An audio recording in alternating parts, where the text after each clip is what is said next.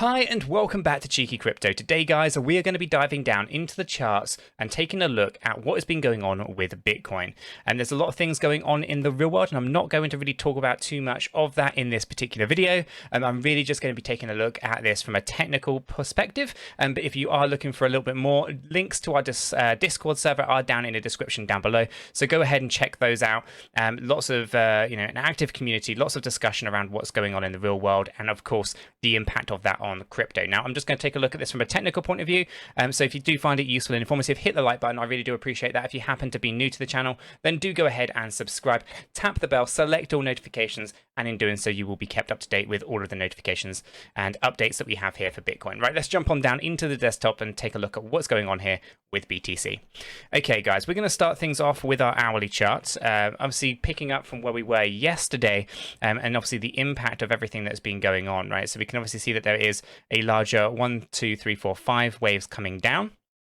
And inside here, we also have these 5 waves inside this last little leg. Okay, so yesterday we actually reached the top of our 4th wave with an ABC higher, and then obviously we started to pull back down into this 5th wave. Okay, this 5th wave was expected, and again we can see here that we do have the counts going on accordingly. Okay, so wave 1 came down, a small bounce up, and then we fell down harder.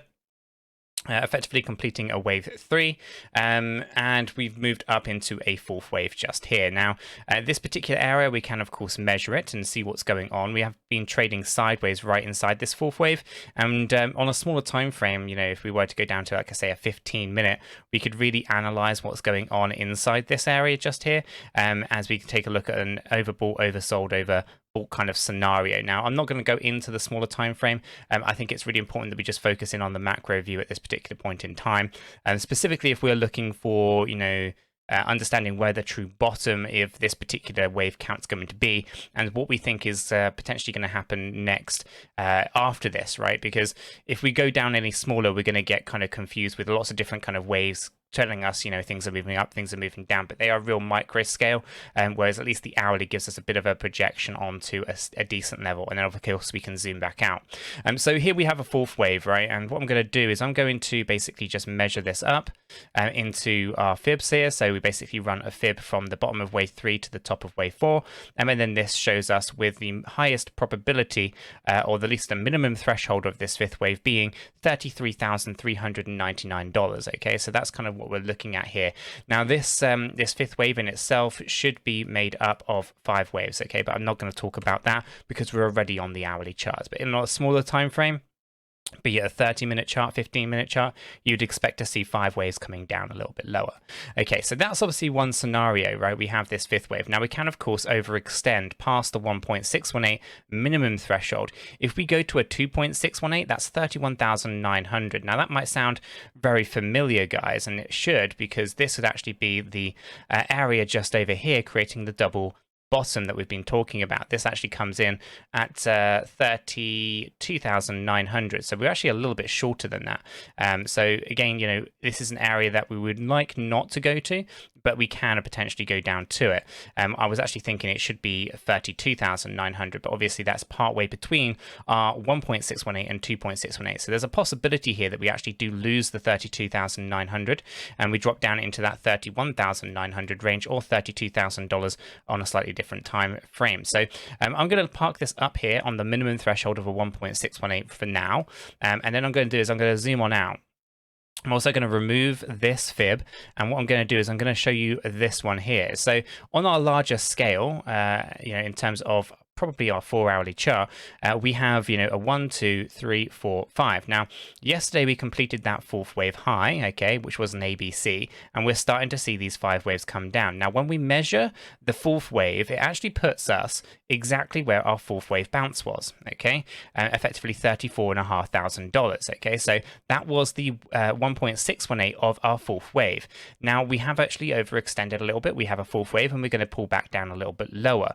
Now, if this particular move does actually go down, to a 2.618, then actually that would take us to $32,000. Okay, so again, a little bit lower than the double bottom. Okay, so you can see how that can kind of play out.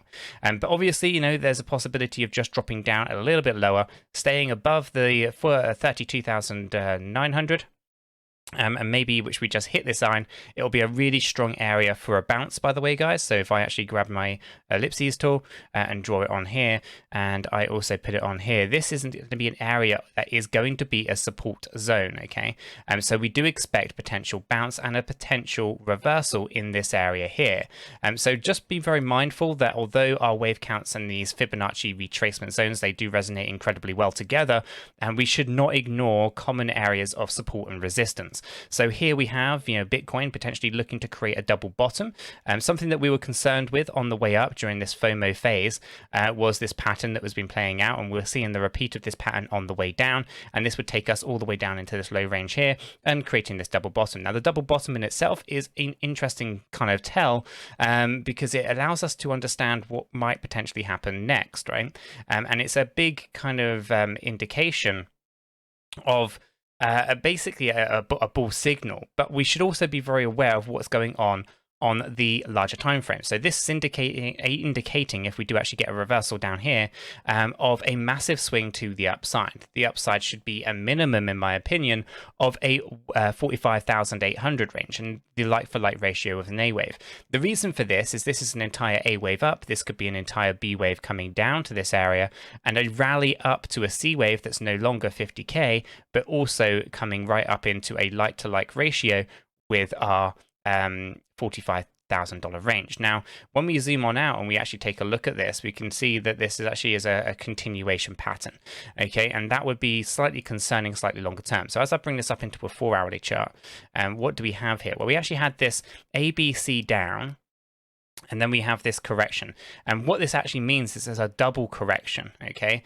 So rather than calling this ABC, you might actually articulate this slightly differently using a different wave count. For example, we would probably like to call this a W, X, and Y, okay? But after this, we would also expect to see potentially further correction, okay? So either a couple of things are going to happen. This actually soars up and goes impulsive, and therefore actually this is not a corrective pattern at all, even though it's appearing to be one right now, and in fact is an impulsive move in disguise. So we are quite cautious over that. And the fact that you'd have a double bottom here, the minimum threshold should be 45k, and basically it's a flat correction that we're looking at, and we should see this move up with an A, which we have done, down for a B, and then up into a C wave. Okay, so we're very, very cautious over that. Alternatively, if B wave does come down lower, then the C wave should probably go higher than A, and we have an expanding flat correction as well. Okay, but we are looking at a correction, okay, and we are looking for a swing to the upside next. But we do need to see this thing come down to a minimum level here of around 32,900, potentially even a little bit lower. That would basically mean that we would end up pulling down the B wave lower, therefore the C wave goes higher afterwards, okay? So we are very aware and cautious over those things. But on the kind of scale here, obviously the hourly chart needs to come down. That's going to complete these fifth waves.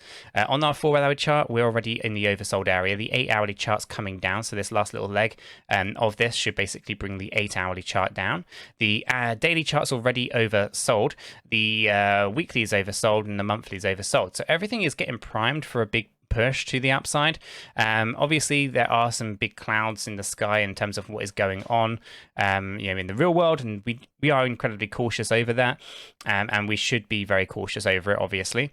But obviously for now, what we have is all this data actually indicating a push to the upside once we have this here. Now, we could, of course, just see this as a correction up to this zone, and then effectively from there we lose that completely, right? We end up with this huge downtrend. Okay, so with still lower lows that are potentially going to occur, and we should be aware that actually from a technical point of view, all we need to do is push up before falling back down.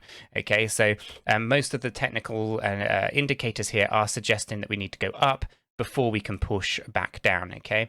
So once we have these 2 fifth waves complete, we should be aware that a couple of things are going to happen. We're either going to get a big ABC push to the upside, and I'm right about this being an ABC or a WXY, or alternatively, we end up with a really small ABC up, okay? Effectively taking us all up into overbought across multiple time frames, and then we dump once again to the downside going lower, because I know there's a lot of people calling out, low numbers for Bitcoin and all those kind of things. And it's very, very possible. It's all possible. It's just a question of whether it's probable. And I don't think it's probable to go down lower than 32,000 or 32,000, 31,000 without going up first, right? So we look for a bounce. We're looking for a bounce in this range. We bounce up and then potentially pull back down lower if the markets are indicating that is what's going to happen, if that's what the data is suggesting, okay?